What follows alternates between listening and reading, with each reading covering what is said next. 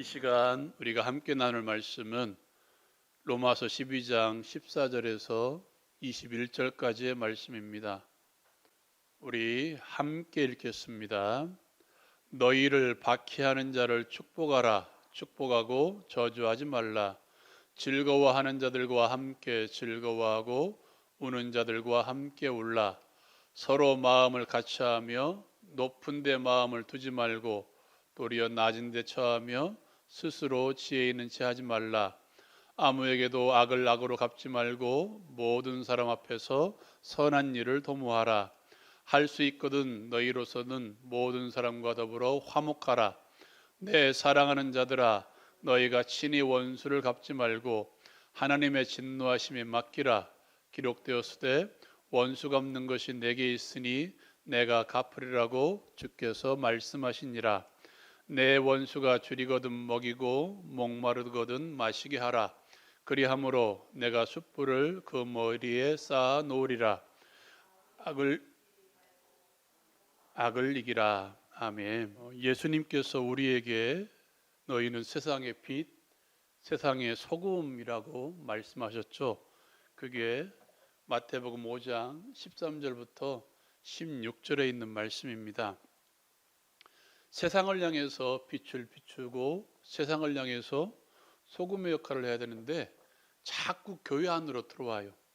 교회 안에서 비치려고 하고 교회 안에서 소금이려고 합니다. 때로는 어떤 사람들은 빛을 하나님께서 주시는 축복으로만 생각하는 사람들이 있습니다. 그래서 경쟁하죠.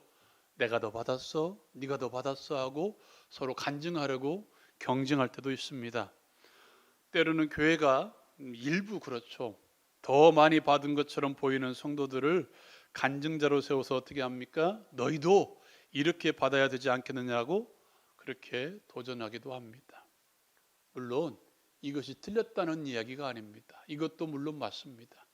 그러나 그 말씀의 진정한 의미는 이 교회 안에서가 아니라 세상을 향해서 믿지 않은 사람들을 향해서 비치고 소금이라는 것입니다.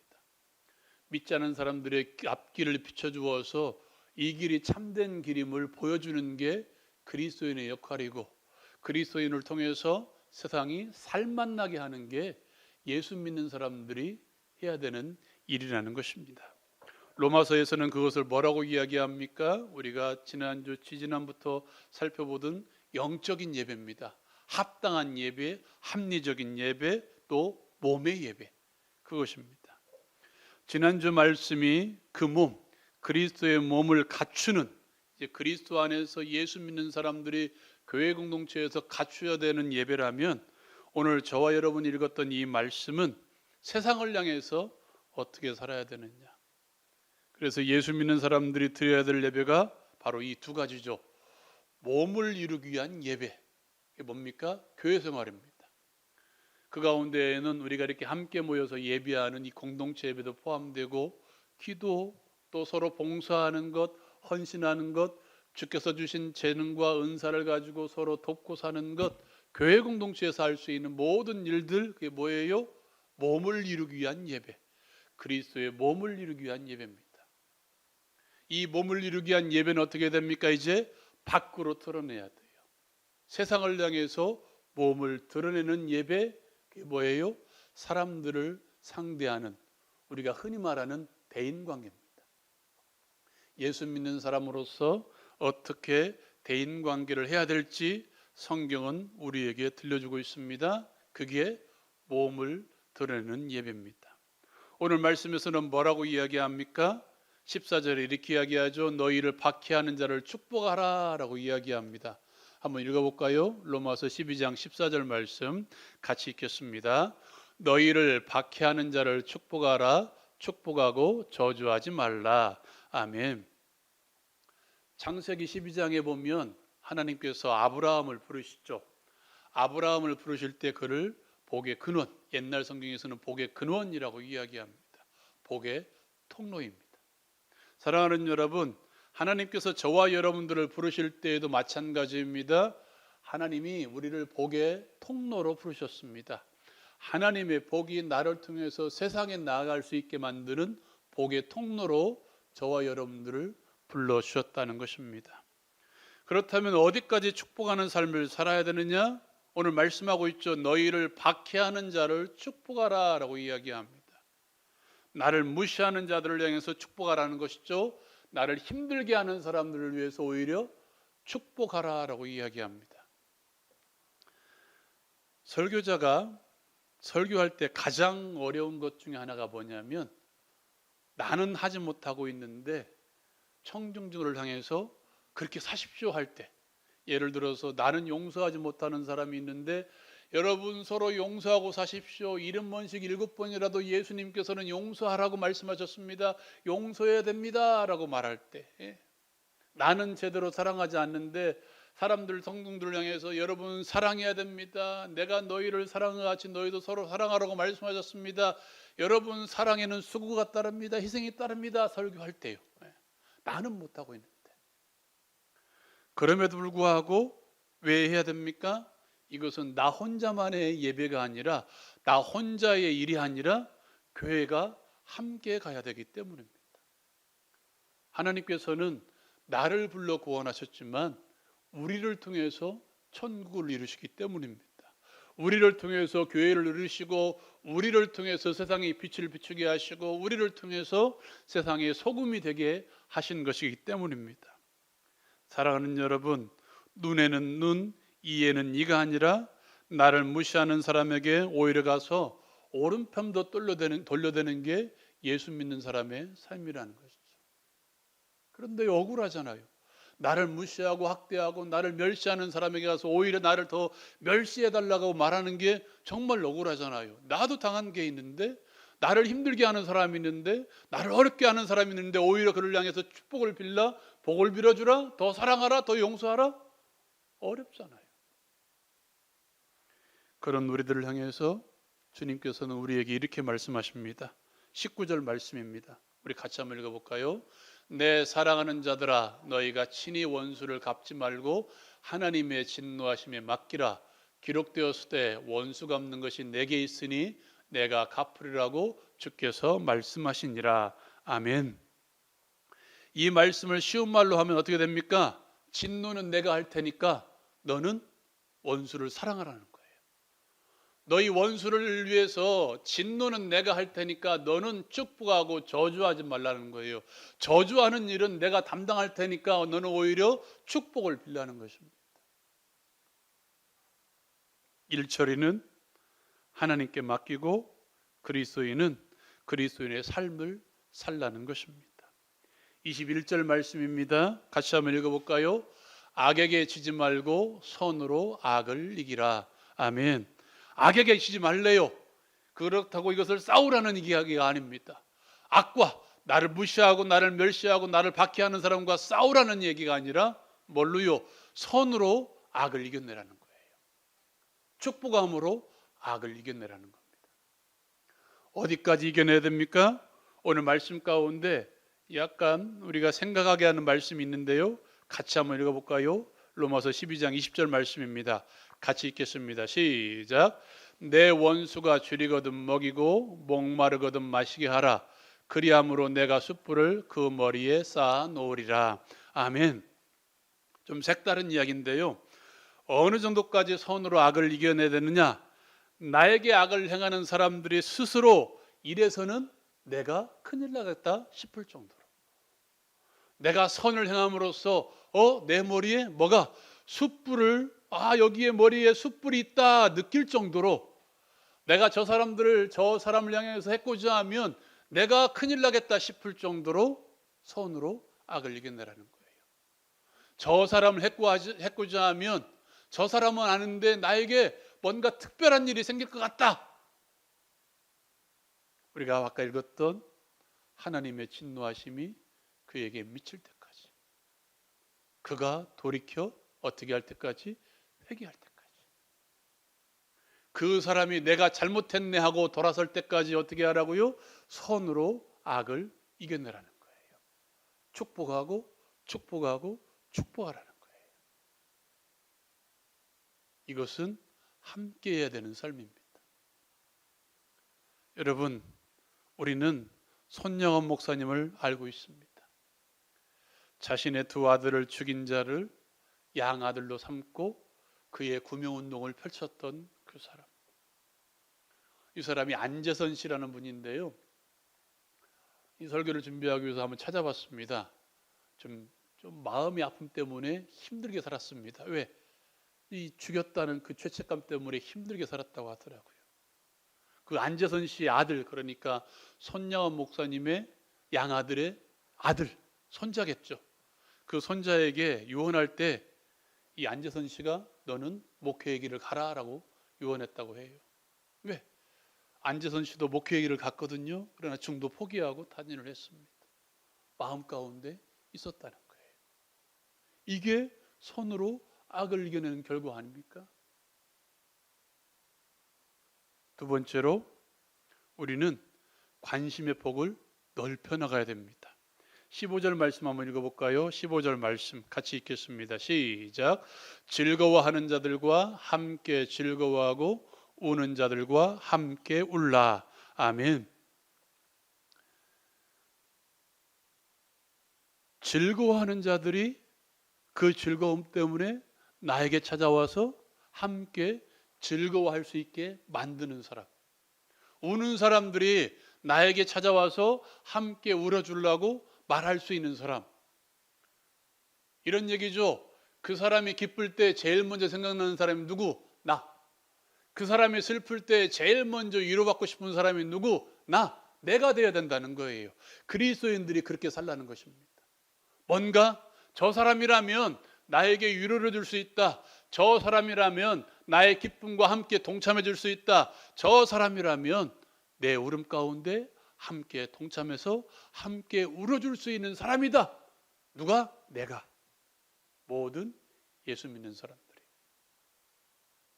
여러분, 이것은 나뿐만 아니라 교회도 마찬가지입니다. 세상을 향해서 세상이 어려움을 당할 때 제일 먼저 도움의 손길을 내밀어야 되는 게 교회가 되어야 됩니다. 크게 작게 모든 일에 말입니다.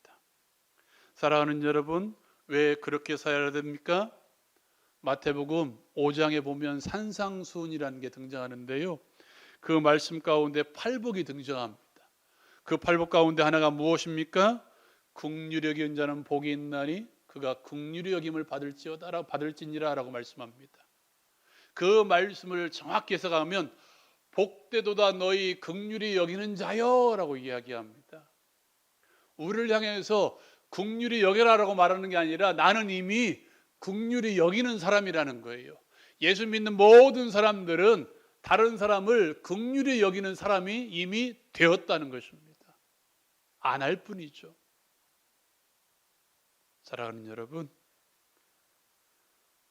즐거워하는 자들과 함께 즐거워하십시오. 우는 자들과 함께 울어주십시오. 그 사람들이 제일 먼저 생각나는 사람이 내가 될 수 있기를 바랍니다. 그래서 나를 통해서 위로받고 나를 통해서 함께 즐거움으로써 더 배가 되며 그들이 위로로서 다시 한번 하나님의 은혜 가운데 동참하게 하는 사람. 이게 예수 믿는 사람입니다. 세 번째로 내가 서 있어야 될 위치를 제대로 서 있어야 됩니다. 말씀 한번 읽어볼까요? 로마서 12장 16절 말씀입니다. 같이 읽겠습니다. 시작. 서로 마음을 같이하며 높은 데 마음을 두지 말고 도리어 낮은 데 처하며 스스로 지혜 있는 채 하지 말라. 아멘. 예수님께서 우리에게 이런 말씀을 들려주셨죠. 잔치의 자리에 가면 어디에 앉으라고요? 상석에 앉으라고요? 말석으로 가래요. 그때 주인이 와서 나를 상석으로 이끌지도 모른대요. 예수님은 우리에게 또 뭐라고 말씀하셨습니까? 내가 섬김을 받으러 온 게 아니라 섬기러 왔다라고 말씀합니다. 어떤 모임이든 공동체든 직장이든지 학교든지 또 교회도 마찬가지입니다만 어떤 모임이든지 그냥 얼굴만 쳐다보고 끝나는 모임이 아니라 마음을 같이 해야 됩니다. 그래야 일의 능률도 오르고 뭔가 모임이 극대화될 수 있습니다. 그러기 위해서 반드시 필요한 게 오늘 말씀 세 가지입니다. 뭡니까? 높은 데 마음을 두지 말고 도리어 낮은 데 처하며 스스로 지혜 있는 채 하지 않는 것입니다. 사람들은 자꾸 높아지려고 하죠. 정당한 방법으로 안 되니까 어떻게 해요? 술수를 씁니다. 정당하지 않는 방법으로 높아지려고 힘을 다합니다. 높아졌습니다. 사람들로부터 인정을 받을까요? 아니요. 더 잘 알아요. 저 사람이 저 위치에 어떻게 갔는지 더 잘 알아요. 그래서 그 사람 앞에 있을 때에는 뭔가 인사를 하지만 뒤에서 그 사람을 험담하는 게 일입니다. 사랑하는 여러분, 예수 믿는 사람이 바라보아야 될 높은 곳은 딱 하나입니다. 하나님이 계신 곳, 거기밖에 없어요. 우리의 삶의 목표점인 그리스도까지 자라는 게 우리가 높아져야 될 것입니다. 내가 뭐가 돼야 되겠다, 좋습니다. 그러나 그게 우리의 인생의 목표가 되어서는 안 됩니다. 우리는 낮은 데 처하는 사람들입니다. 낮은 데 처해서 그들을 섬기는 사람들이 예수 믿는 사람들입니다. 여러분, 제가 지난번에 꼰대라는 말 들려준 적이 있죠. 이 젊은 친구들이 어른들 조금 나 때는 말이야, 나 태어날 때는 어렸을 때는 말이야, 나 자라올 때는 말이야 하는 순간 어린 친구들은 그 사람을 향해서 꼰대라고 불러요. 그 사람이 누구든지.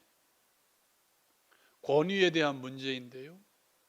사랑하는 여러분, 권위는 내세우는 게 아니라 뭐 하는 거예요? 인정받는 거예요. 내가 나이가 들었다고, 내가 높은 자리에 있다고, 내가 이런 사람이라고, 내가 부모라고, 내가 누구라고, 야, 너 나 이렇게 해야 돼가 아니라 저 사람을 통해서 인정받는 게 권위라는 것입니다. 인정받으려면 어떻게 됩니까? 낮은 데로 가는 거예요. 예수님께서 이 땅에 오셔서 예수님께서 이 땅에 오신 목적처럼 섬김을 받으려고 온 것이 아니라 섬기려 하고 섬김의 최고점인 자기 목숨을 많은 사람들의 대속물로 주신 것처럼 우리도 어디로? 섬김의 자리로. 바울 사도가 말했던 것처럼 너희 안에 이 마음을 품으라 곧 그리스도 예수의 마음이니 했던 그 마음을 품고 순종하는 자리로, 섬기는 자리로, 겸손한 자리로. 그러려면 반드시 필요한 게 뭐예요? 스스로 지혜 있는 채 하지 않는 것입니다. 내가 똑똑하다는 것을 인정하지 않고 인정받는 것. 여러분, 이게 얼마나 좋은 건데요. 내가 어디 모임에 가서 내가 똑똑하지 않은 채 했는데 저 사람이 나를 인정해 주는 게 진짜 지혜로운 사람입니다. 나는 지혜로운 사람입니다라고 광고하듯이 뭐든지 다 알고 있다고 생각하고 떠벌리면 사람들은 그 사람을 인정해 주지 않아요. 그 사람은 지혜로운 사람이 아닙니다. 나는 틀린 사람이다가 아니라 어느 상황이든지 나도 틀릴 수 있다. 내 말이 맞지 않을 수도 있다. 내 행동이 틀릴 수도 있다. 이게 진짜 지혜로운 사람입니다. 이 땅에 완벽한 사람은 없습니다. 그리고 어떤 누가 나의 틀림을 지적해 주면 수긍하며 인정하는 것. 그 사람이 나보다 나이 어린 사람이라 할지라도 설사 나의 자녀라 할지라도 당신 이거 틀렸어요 라고 말하면 인정해 줄 줄 아는 사람이 진짜 지혜로운 사람이에요. 그것조차 인정하기 싫어서 자꾸 반복하고 대꾸하면 어떤 사람? 스스로 지혜 있는 채 하는 사람들. 사랑하는 여러분, 예수 믿는 사람의 대인관계는 중요합니다. 왜 중요합니까? 나와 만나는 모든 사람들은 내가 복음을 전해야 될 사람이고 하나님이 나에게 예비하신 사람일 수도 있다는 거예요. 그 사람이 예수 믿지 않은 사람이라면 나에게 붙여준 사람이라는 거예요. 그 사람 앞에서 이 말씀을 기억하시기 바랍니다. 축복하십시오. 마음껏 예수의 이름으로 축복하십시오. 그 사람과 함께 공감하십시오. 그 사람이 기뻐하면 함께 기뻐하고 그 사람이 슬퍼하면 함께 이루어줄 수 있는 사람이 되십시오. 그 사람 앞에서 높은 채 하지 말고 지혜로운 채 하지 말고 겸손으로 섬기십시오. 이게 누구예요? 예수님이 우리에게 그렇게 하셨습니다. 예수 믿는 사람으로서 예수 그리스도를 본받아서 어디를 가든지 축복하며 살아가고 겸손하게 살아가며 함께 공감하는 우리 모두가 되기를 다시 한번 주님의 이름으로 축원드립니다. 사랑하는 여러분, 우리 말씀 생각하면서 함께 기도하십시다. 예수 믿는 사람의 세상을 향한 대인관계는 너무도 중요합니다. 왜 그렇습니까? 너희의 착한 행실을 보고 하늘에 계신 너희 아버지께 영광을 돌리게 하라. 이게 세상의 빛으로서 세상의 소금으로서 우리의 삶의 목표이기 때문입니다. 나를 박해하는 자를 향해서 축복하는 삶을 살게 해달라고 기도하십시다. 함께 기뻐하고 함께 울어주는 삶을 살게 해달라고 기도하십시다. 높은 데 처하지 않는 것이 아니라 처하는 자들이 아니라 낮은 데 처하며 지혜로운 취하는 사람들이 아니라 오히려 겸손으로 섬기는 사람이 되게 해달라고, 나를 통해서 내 주변에 있는 모든 사람들이 예수 그리스도의 냄새를 맡게 해달라고, 그런 냄새를 맡게 하는 삶을 살게 해달라고 말씀 생각하면서 함께 기도하십시다. 여러분 삶에 기도하는 제목들이 있습니까? 육신의 질병들이 있습니까? 마음의 아픔들, 영혼의 아픔들이 있습니까? 이 시간 함께 기도하십시다. 치료하시는 광선을 바라주셔서 우리의 모든 질병들을 고쳐주실 줄로 믿습니다. 우리 믿음으로 주여 한번 힘있게 부르짖고 함께 기도하십시다.